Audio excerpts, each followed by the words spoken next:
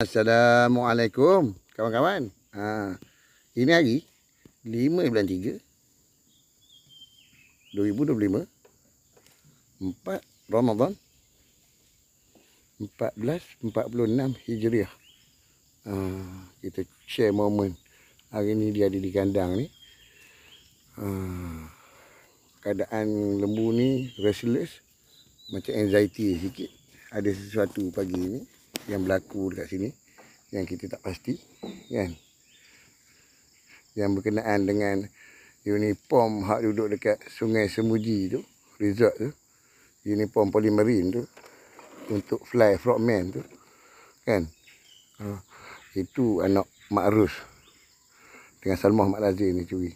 Semua barang-barang termasuk kain baju, benda barang-barang dalam rumah tu, termasuk di kedai. Dia tapak kedai bukan sari tu. Sekarang dia diceroboh oleh individu tu. Dia kata saya ni bagi kebenaran untuk dia duduk di situ berulang-ulang kali, mencederakan saya di Kedah sana. Samalah kejadiannya di Kubang Seman tempoh hari. Individu ni, kumpulan gangster. Dia khabar polis Pulau Pinang tu kata tak, polis bertam dengan Seberang Jaya tu kata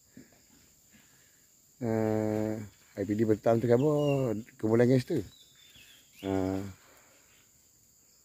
Yang diterangkan pada wartawan ketika tu, dia orang ni militan Daesh. Statement daripada Ketua Polis Negeri, tak silap saya. Datuk Rahim. Tan Sri Rahim. Kalau betul dia Tan Sri Rahim ni dia bagi tahu Daesh, tolong bagi tahu balik. Ada tak pemberita baca? Kalau ada, bagi tahu ada. Kalau tak ada, bagi tahu tak ada. Dia orang ni terlibat dengan aktiviti pengubahan wang haram ni, SPRM. Kita boleh tengok nanti, insya-Allah. Kita akan jumpa benda ni satu-satu. Kena hadap SPRM, kena hadap satu-satu. Sebab anggota SPRM ni yang diserang menyebabkan kematian tu melibatkan grup ni. Okey? Kita jumpa lagi next video, insya-Allah. Laporan